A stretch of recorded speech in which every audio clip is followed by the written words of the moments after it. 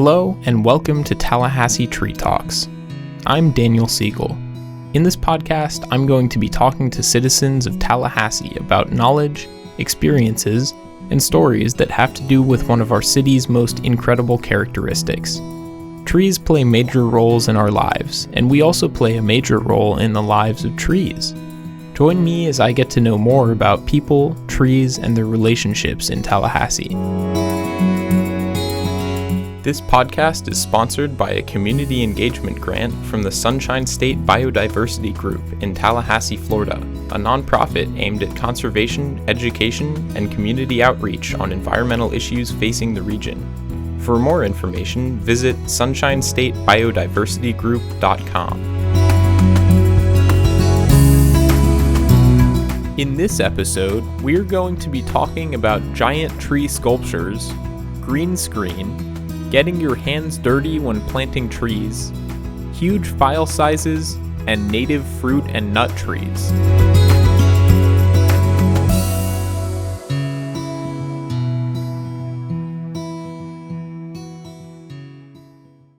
In the last episode, I interviewed Craig Moore III, a student artist who created a digital sculpture for a public art project called Rooting Branching that was displayed on the campus of Florida State University.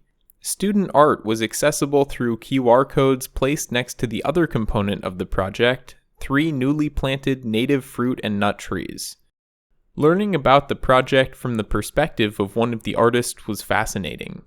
In this episode, we're going to approach it from a different angle. I'm going to be speaking with the art department faculty who helped make Rooting Branching happen.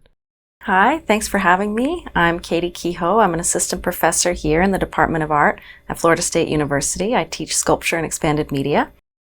Hi, and I'm Professor Keith Roberson. I'm also at the Department of Art here. I teach animation, mainly an experimental and a 3D animation, as well as some AI in the studio courses. I've been here since 1996, and most of my research is in digital media, some science education exhibitions, and yeah. Katie Kehoe and Keith Roberson were not the only ones who made Rooting Branching possible. Andy Opel of the Florida State University School of Communications and David McManus and Phoenix Furman of the FSU Grounds Department are also to thank for the project. The organizing component was the idea of highlighting trees and everything they have to offer, and, just as important, planting them. Well, it was inspired by an earlier project that I think I initiated in Virginia, where I've facilitated a socially engaged tree planting action that involved planting 100 native trees at George Mason University. And, I was telling Keith about the project, and we were thinking it might be interesting to do something here. And Keith is involved with AR and VR, and I was also talking with Andy Opel in the School of Communications, and he expressed interest to collaborate. So the three of us started having coffee together and brainstorming what collaboration would look like for us. Maybe I'll pass it to Keith now, see what he wants to add. Yeah, as I mentioned, I've done some science education exhibits in the past, including one called Burning Issues that focused on trees and using fire management systems. And that really got me into just the science of trees and just working with scientists about the ecology, about science education. And I've had just a passion for working with scientists and connecting that bridge between artists and scientists since that part. So I was really excited to get into a collaboration with Andy and with Katie about something involving trees. And so, when we were meeting for coffee, we started brainstorming, and my experience in terms of my art practice is performance, socially engaged practice, and installation, usually site-specific in nature.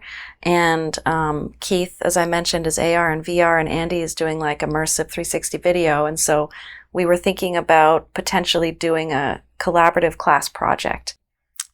So in my class, I was teaching Sculpture 2, and I could give them a performance project that involved creating a performative response to a tree on campus. And then we would record that performative sequence against green screen, and we could situate it next to the tree and using Andy technology that Andy used to gather footage featuring the trees. And Keith thought about how, what kind of work his students could make. So it started to take shape as a collaborative class project where each of our students were contributing, working within different forms, but that complemented each other and raised awareness, expanding our knowledge and our thoughts toward sustainable infrastructure on campus, and that sustainable infrastructure being trees. Yeah.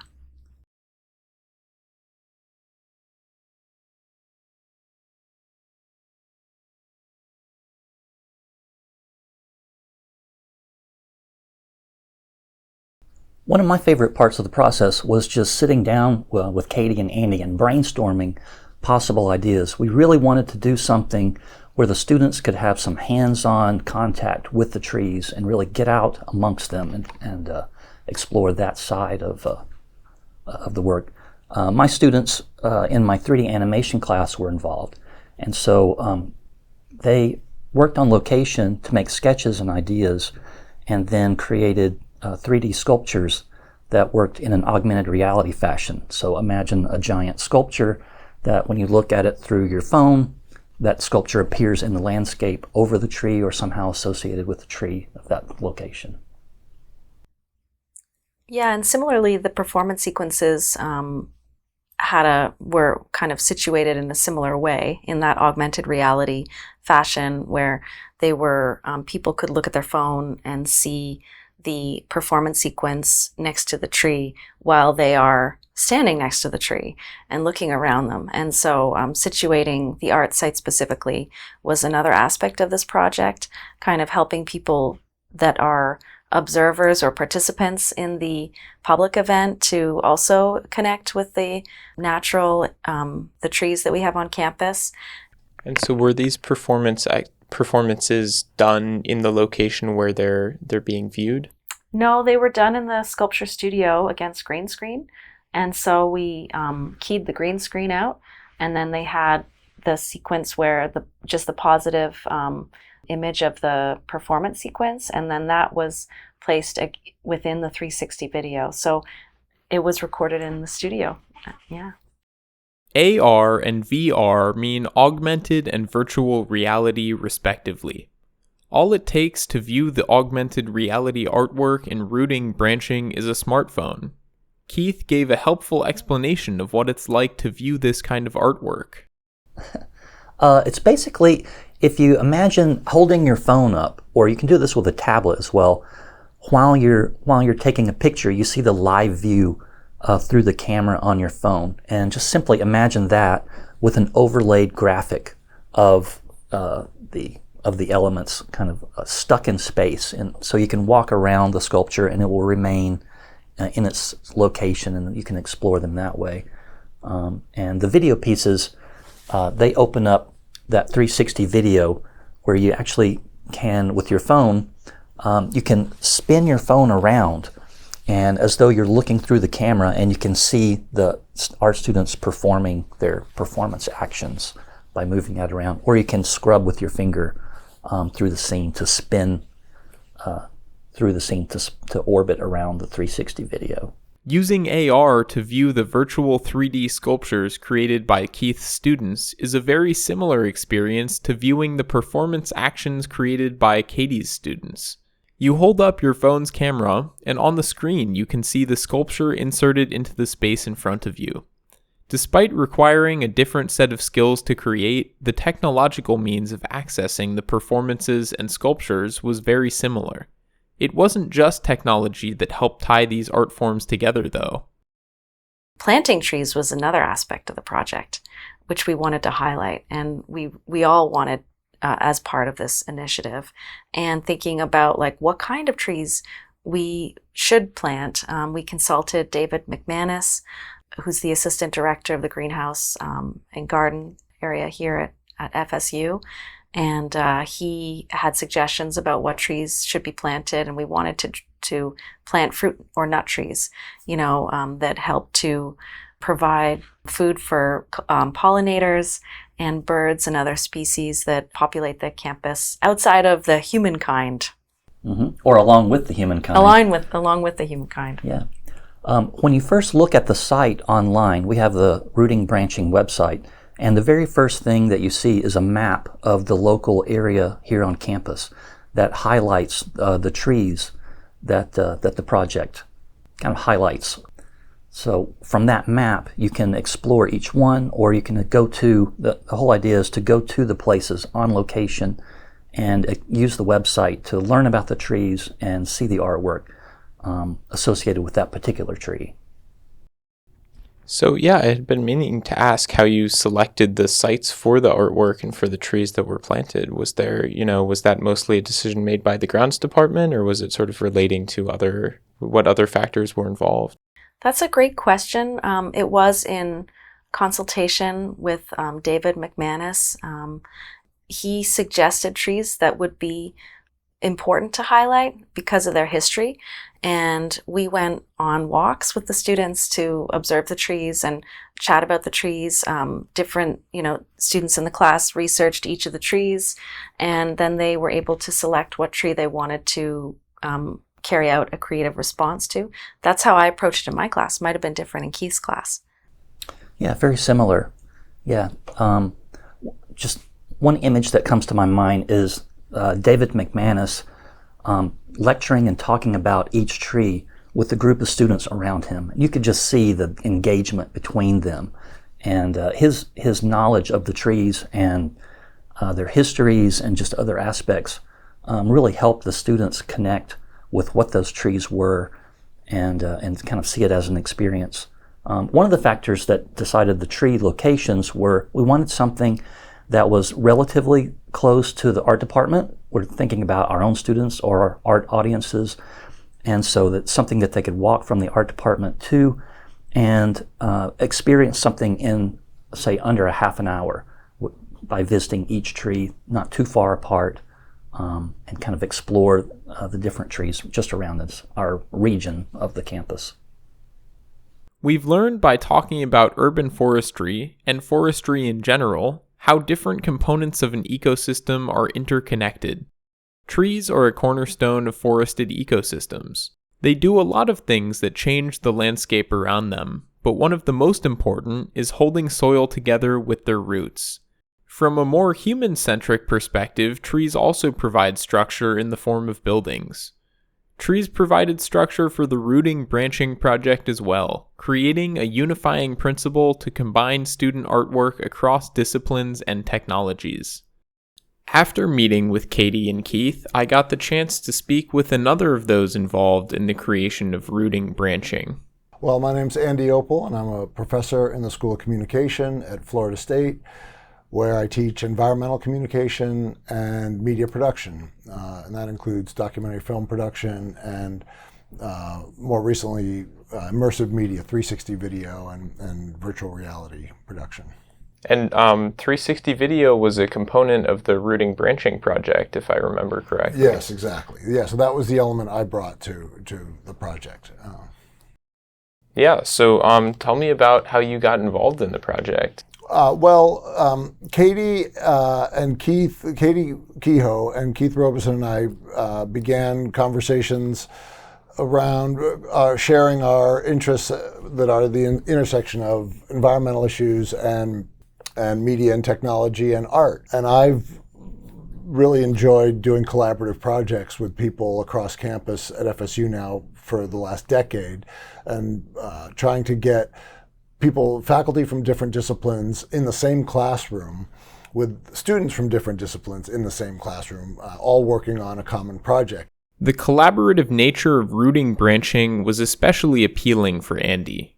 So when Keith and Katie and I were meeting and talking about ideas, the idea of a shared project, bringing in different disciplines was really attractive and interesting to me. And I love Katie's work, the way she integrates environmental issues, and I love Keith Roberson's technology expertise and ability to kind of apply technology in really interesting meaningful ways. So through those coffee conversations, every other week or so over the course of a semester or more, we began to flesh out these ideas around trees, and then it became about trees on campus, and then it became about trees and their history, and bring in then the new technology medium. So it was an evolving process, but a fun one,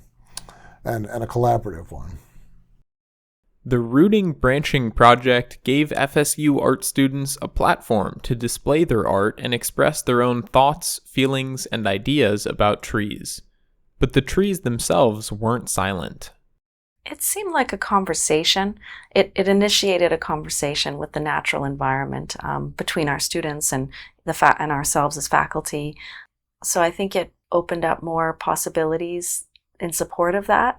And certainly we all learned a lot about trees through this experience. And not only about the history of the trees and what they contribute to the sustainability of the environment, but also how to plant trees. We worked with David and his team to plant 3 trees on campus as part of this initiative. And they showed us how to, properly and with consideration plant a tree so that it had the best opportunity to survive. And we can now walk around and visit those trees, and the students take a lot of pride in that. So I think that was another thing that came out of it, is feeling, experiencing that feeling of having added something to the infrastructure of the university where you attend, and that knowing that is going to continue to grow and be a resource for populations that follow. One of the images from the project that strikes me is the engagement of the students in wanting to help dig the hole and to plant the tree. And we have a photograph from above the tree being planted, and basically all the students are throwing in dirt amongst the tree, and it became almost a ritual, almost like a ceremony. And I was really surprised that the students were engaged at that level. It really became a special experience for them, I thought. We had gloves, but a lot of students just wanted to get their hands dirty. And I think it inspired people to plant more trees, which is pretty cool. Encouraging people to plant trees is a great outcome for several reasons. Why were trees chosen as the focus of the project instead of some other sort of natural feature or plant? Yeah, I think that comes from, so part of the focus of my studio practice is responding to climate change. And trees are very generous in how they store carbon and, providing us with oxygen. So there's that aspect. Even though we just planted 3, they are going to be valuable at storing carbon, and also what they contribute. The reason why we wanted to plant fruit and nut trees is to support pollinators and to provide food, literally, for the ecosystem that would enjoy that from one of the fruit and nut trees. The quip, "You can't see the forest for the trees," comes to mind. For me, trees are that thing that bridges the gap between us as people and the earth as the landscape and the planet. And that's how we engage between those aspects. Andy Opel also gave me some insight into the focus on trees. A number of reasons. Trees are critical to our local ecosystem here. They play a very big role in providing shade and air quality, and they are really a hallmark of Tallahassee. We're very much a forested city, so I think there's very much a local connection, but also they are a source of food. One of our early ideas was to think about planting fruit trees in public spaces as a way to help offset possible food deserts and create kind of publicly accessible food that then helped remind people where where food comes from and the power of trees to provide for us. So, but then we ran into some hurdles that way with the city of Tallahassee and being hesitant about putting these things in public rights of way, these types of trees that then drop a lot of fruit and sometimes attract bees and whatnot. So anyway, there were some bureaucratic hurdles. So then we refocused to the FSU campus and had a great experience working with facilities and David McManus. So, but overall trees, I think all three of us, it was really an interest that connected all three of us because of our environmental interests and the roles that trees play in creating a sustainable and livable environment. I wondered whether the messiness of fruiting trees that caused hesitancy for the city of Tallahassee was causing trouble on Florida State's campus. And so, have any of the trees begun to bear fruit and nuts yet, or are they still too young to be doing that? I'm not entirely. I know they're thriving, which is great. One was a Yalpin holly, Yeah. and it's very bushy right now. One was a black walnut, and it didn't have any leaves when we planted it. It had one little branch that got knocked off at some point. Not in our planting process, but I think in the transport. Like when our facility got it from where they ordered it from or something of that nature. So it was looking really bare, and we were all a little concerned about this poor black walnut. And it's growing, and they're very hard to come by. So I know David was particularly excited about planting the black walnut, and we're all very happy to see that it is thriving on campus. Yeah, for some reason it was hard to find black walnut saplings, and so the one that he could find literally looked like a feeble walking stick that we planted, and so it was pretty amazing to see that thing actually take off and start growing again. And the other tree we planted was a pecan tree. I know that last I checked, we just got back on campus, so it's time to go and look at the trees and see how they're doing. Yeah, but last I checked, it was doing great as well. I don't know if it's bearing, if any of them are bearing yet, though. Probably not. Probably not yet. not. This isn't too surprising. When grown from seedlings, walnut and pecan trees take a minimum of 4 years to bear nuts, and it's often longer than this. So one thing I was curious about is how different students sort of took this idea of, make something creative that relates to trees, and how some of them went in different directions, or maybe what common themes emerged. For my students, part of their early assignment was to go to the actual location and just soak in what they might create. And I think that helped. All of their sketches were pretty wide-ranging, and I think they all explored things from a pretty broad arena of possibility. And then they brought their best sketches to the class and discussed them with the group, with our students or with my students.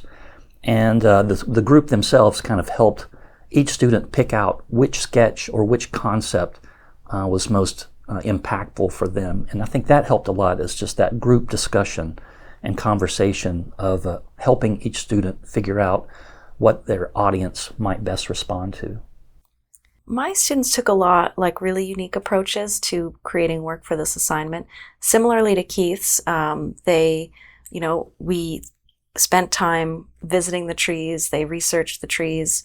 Most of my assignments in the creative studio classes are broken down in 3 stages, like ideation and development, creating the work, and then presenting it and getting feedback on it. So they went through all those stages before we had the public event. And so some of them were even able to refine their work following critique.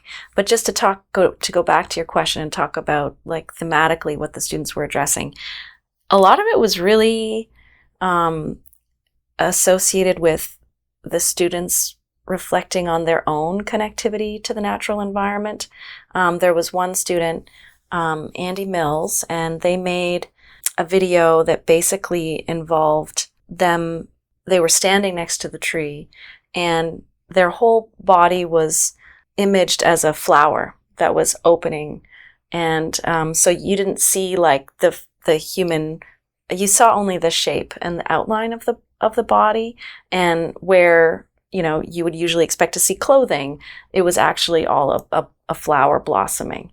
And so that was one piece, and their head was obviously a part of that composition. Trees and people are connected in many ways, and several of the works of art displayed this through combined human arboreal forms. Another student, they were working with the shape of the leaves of the tree, and so the leaves ultimately became their skirt, and it was as though they were a part of the tree, and they had kind of become from the tree, and then they receded into the ground as leaves recede into the ground. So those are a couple of examples. And there was another student, Ari, who was really playful with his approach, and so it brought him back to his childhood and just like playing and climbing in trees. And so his performance sequence was very playful, and there was an element of choreography in his sequence where he was moving as though climbing in and around the branches of the tree, and he was responding to the tulip poplar in front of the library. Yeah, a couple of the examples from the augmented reality sculpture. One of my favorites was just a stone arch that appeared near the tree, and the arch was large enough for you to actually walk through and kind of experience the arch. Another example was a student who created an animation of leaf-like particles falling from the tree. So if you could align your phone just right, it looked as though these leaves were animating and falling across or from the tree itself. Some rooting branching artwork responded to the newest trees on campus, the saplings the student artists helped plant. Other students responded to the oldest tree on campus, the love oak, which has come up a few times throughout this podcast. I can't remember the student's last name. Their first name is Shelby, and they created this piece in response to the live oak, which is like this incredible, gigantic live oak tree directly in front of Strozier Library. And one thing about that tree is it has this like steel prop that's holding one of its limbs up, and they were really interested in that. So they welded this two steel posts, and they kept repositioning their body so that it was aided by these posts. And so they just went through a series of positions as a performance sequence. They were wearing all black, and so it highlighted that characteristic of that tree. And also, you know, Shelby embodied that in their performance sequence, which I found to be very interesting. Yeah, overall, I think the students did a really good job of merging together aspects of the landscape, the tree, and the human form. And I think if we did this project again, I think it'd be really interesting to have them focus maybe more specifically on that kind of connection of the landscape, the tree, and the human, and the interrelationships between those. I think a lot of students did that just subconsciously, but I don't know, that's one of the reasons I think the projects came out pretty successful, was just that relationship. And particularly, I think it was for the audience's perspective, I think a lot of that came through of their experience. Usually, when people encounter artwork, there is a disconnect between that work and the things that inspired it. In the Rooting Branching project, the artists got to form deep connections to trees as they spent time in and among them, or even helped plant them. The art they created, though, remains connected to the trees that inspired it. That the audience got to see both the trees and the art was a powerful draw. I think people really enjoyed it. So they could go to each of the trees that were featured. So the 3 trees that students created responses to, there were little plaques placed at each of those 3 with a QR code, and people can scan the QR codes and launch the augmented reality app to see the students' work next to this tree, like situated next to the tree. And then the 3 trees that were planted have QR codes as well with plaques, and that takes them to the website, I believe. And I think the combination of in particular, the site-specific aspect was appealing to people as a unique way of experiencing art. Yeah. When the technology worked, it worked pretty well, but we definitely had many glitches and problems along the way. And overall, that was probably the most negative prospect, are when the technology didn't work for people. That can really hinder the experience for the audience. That's a learning process and that's part of why we did this project as a pilot experimental project, to work a lot of these things out and to see what kinds of technologies would work for the students and for this kind of experience. And we learned a lot about what works and especially what doesn't work. Yeah, I was working differently on different devices, on different web browsers, and that was, a surprise. The art displayed in Rooting Branching wove together technology and trees. As I've learned when trying to do some basic audio production for this podcast, technology can be quite complicated. And I've also learned from those I've interviewed how complicated trees are as well. Making the two work together wasn't always easy. But one thing that happened was, for those people that it was working as planned, people crowded around them. So in some ways it did bring people physically together as well. Yeah, we had sort of an opening ceremony, and a lot of the students came, brought their friends. So we had a pretty good group, and the group pretty much progressed together along the path and visited the trees. And that, as Katie's mentioned, that group aspect of crowding around the phones, that did work. That was really a nice part of the process. Let's see, at that opening ceremony, I brought a cooler of the black drink, which is a native origin caffeinated tea. And so we had at least the semblance of beverages. And it derived from the Yopon holly tree, which is one of the trees that we planted. So did the Yopon tea come from one of the Yopon hollies on campus, or was this? Oh, exactly. Yeah. In fact, I learned through this that the landscaping for campus uses the Yopon holly as a bush, and so if you look for it, it's all over campus. And the process is pretty easy to harvest some of the leaves. You have to roast them in a pan to get some of the wax off of them, and then just steep them as a tea would. And I'm trying to think, the Latin name of the Yopon holly is Ilex vomitoria. Yeah, Ilex vomitoria. And there's a great story behind that, though. The drink actually doesn't cause vomiting, but it was part of the ceremony to drink the black drink when they were having business dealings, and they would guzzle down a lot of it. And vomiting was part of the ceremony more so than the act of the leaves or the drink. These sorts of experiences, where students learn about trees by seeing, feeling, and even tasting them, were important for Katie and Keith, for the students themselves, and certainly for Andy Opel.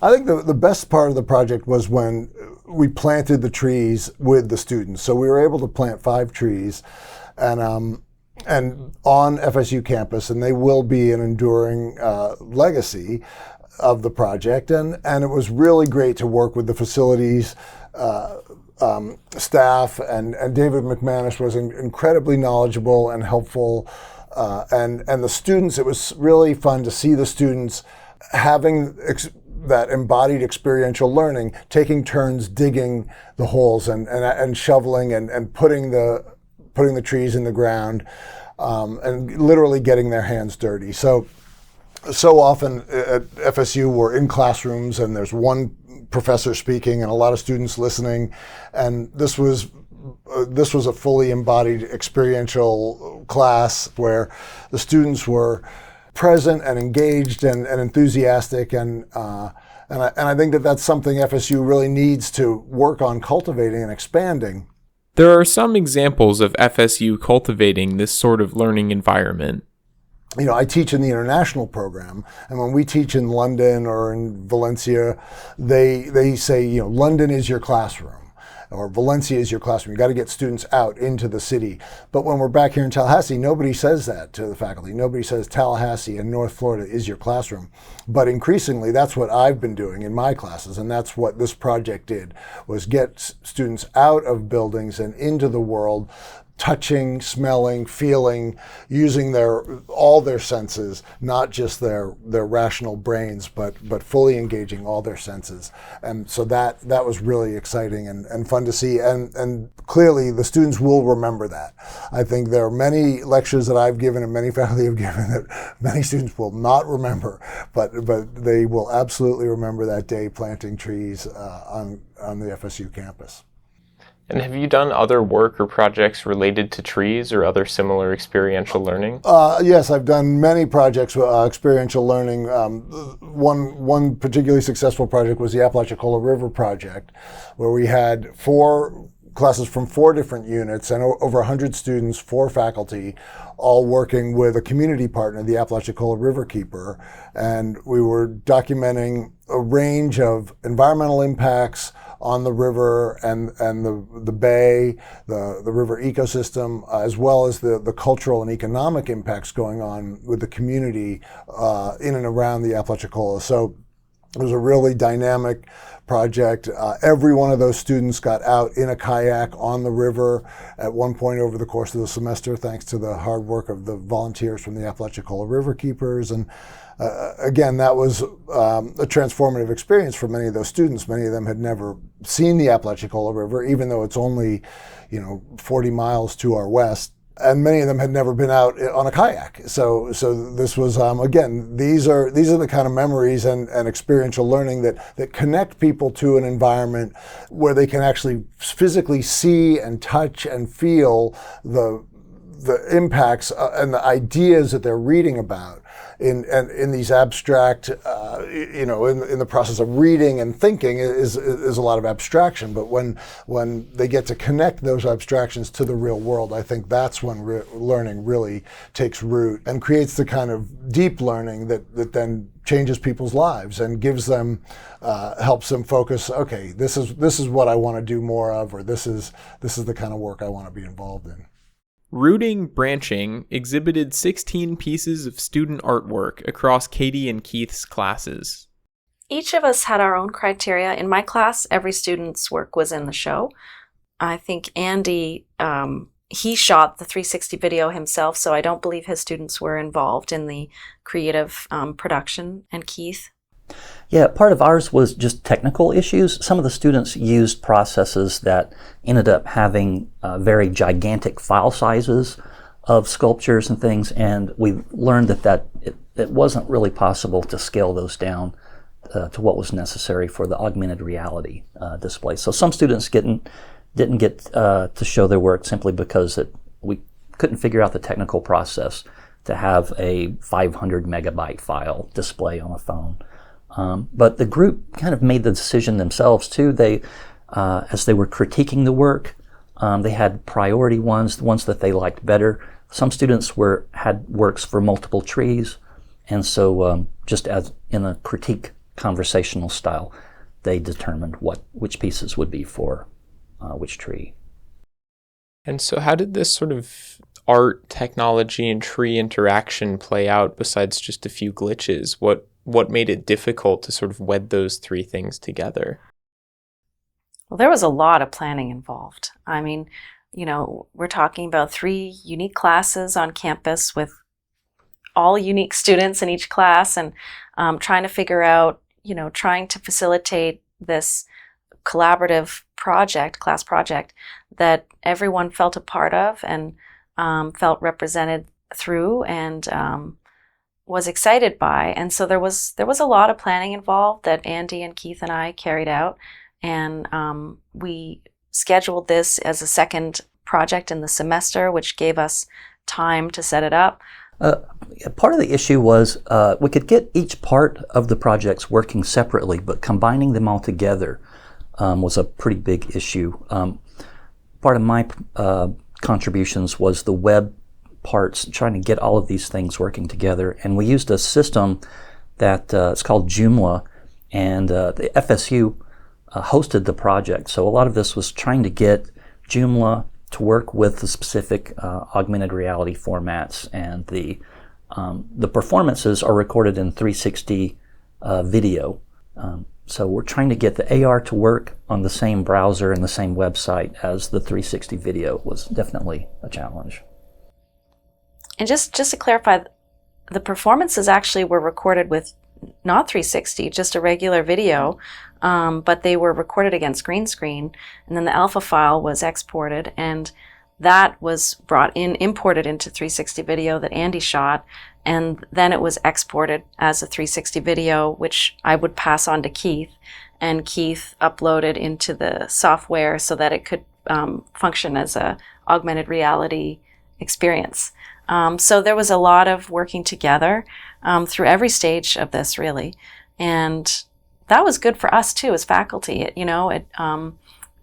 Any opportunity we have to, I think it just, especially in the Department of Art, we pride ourselves on being a really interdisciplinary program, and it's initiatives such as these that really give students that opportunity to feel like they are working in a very interdisciplinary capacity, experimenting with different forms and getting experience with those various forms. And so, yeah, I take pride in that aspect, especially. Yeah, one of the highlights of just being a research professor, I think, is collaborating with good faculty like Katie and Andy. It was a real joy to work things out together. The brainstorming sessions, things like that, are one of my favorite aspects of being a professor. Florida State University is an R1 research institution, but it isn't just professors like Keith doing the research. We heard from David McManus that the Florida State University Grounds Department sometimes experiments on campus with the trees they choose to grow. FSU's art students are also doing tree experimentation with their work, finding new and unique ways to represent trees. Well, the students always surprise us, I would venture to say, in really fantastic ways. I'm always surprised and impressed and proud of my students' work. And so there was some really high quality work that came out of this that is cutting edge and innovative. Something that was also of interest to me is thinking about the virtual realm as a contemporary space for sculpture.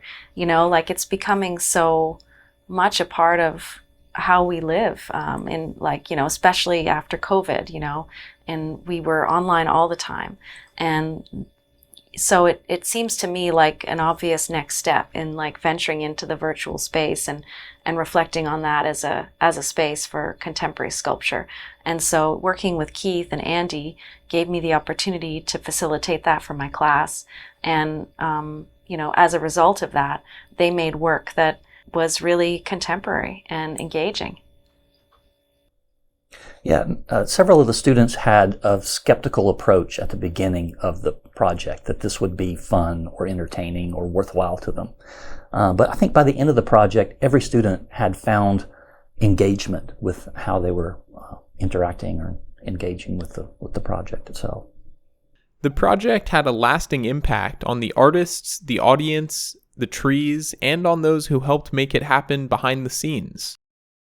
Well, I think the students really appreciated the opportunity to work in response to nature and as inspired by nature, and also to work site specifically, and also to add something physical to our campus. That was just really, I think, empowering for our students. For myself, I want to do more projects like this, that especially involve contributing sustainable infrastructure to spaces. And I think it's so important that we continue to plant trees and also facilitate opportunities for people to learn more about the natural environment so that we can be respectful citizens of this planet Earth that we occupy.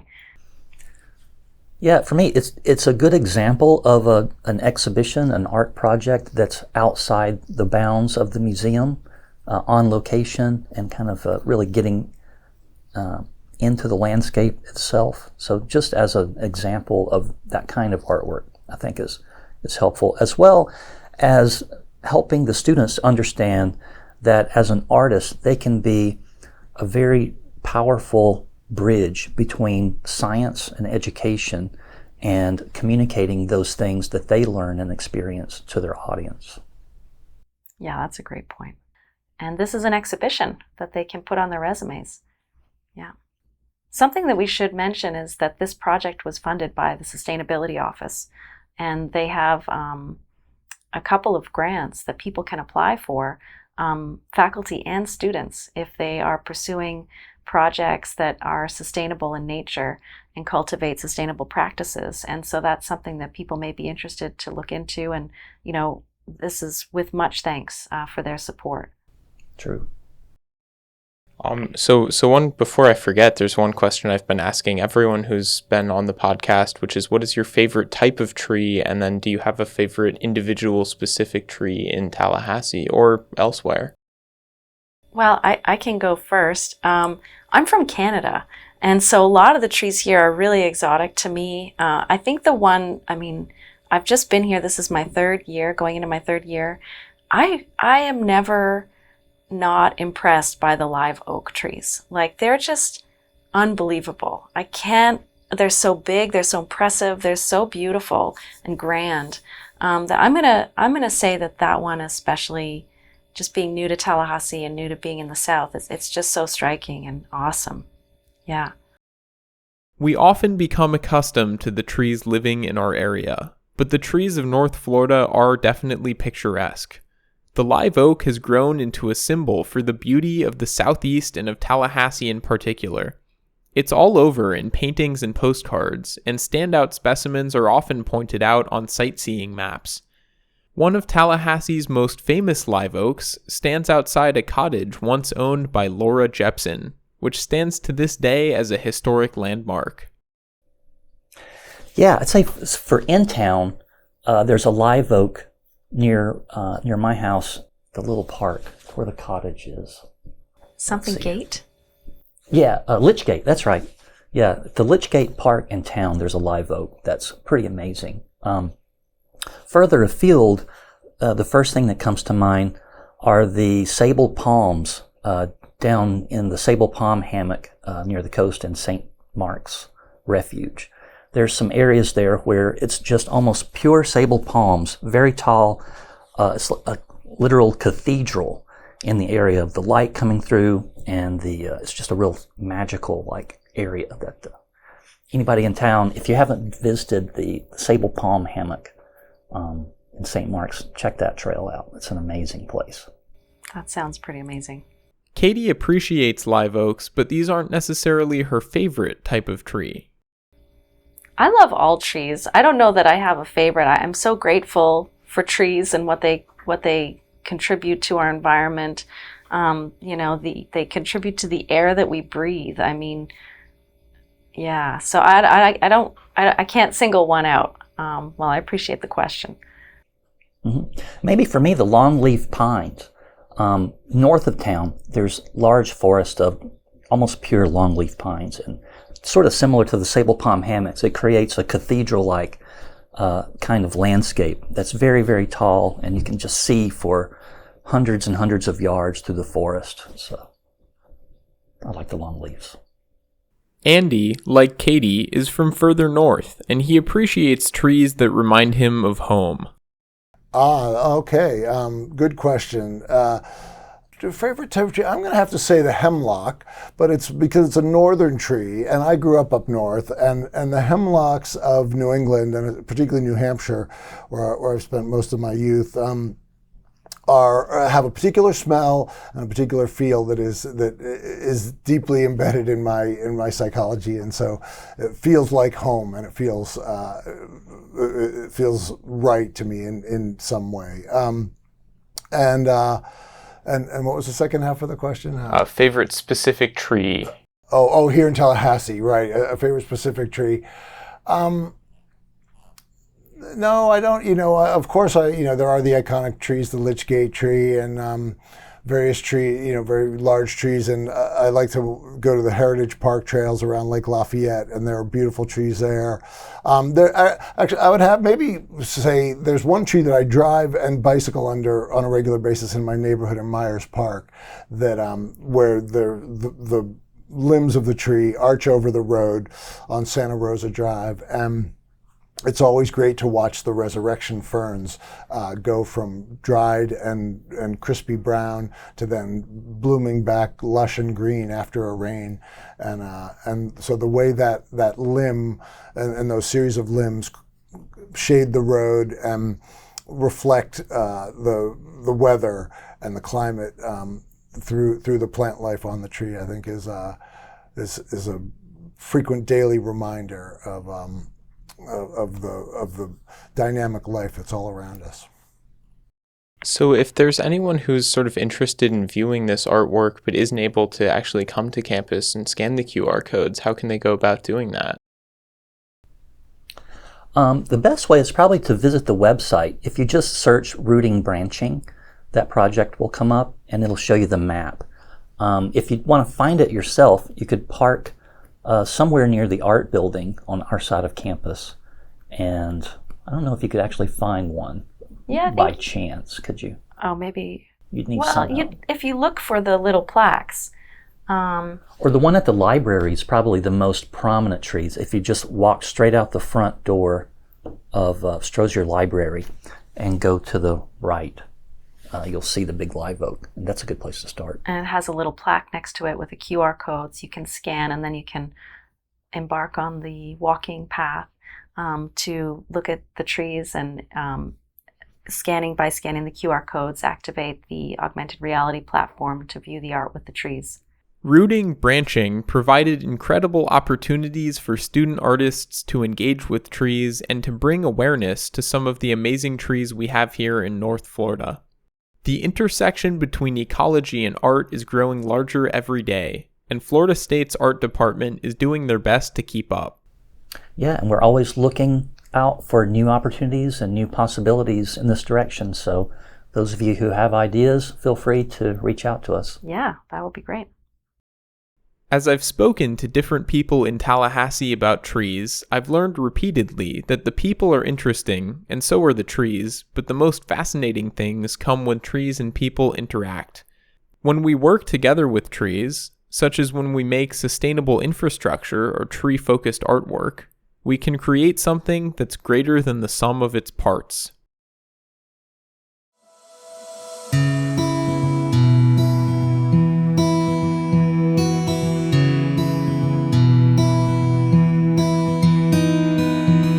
Thank you for tuning in to Tallahassee Tree Talks. Special thanks goes to my guests, Katie Kehoe, Keith Roberson, and Andy Opel, and to everyone else who made the Rooting Branching project possible.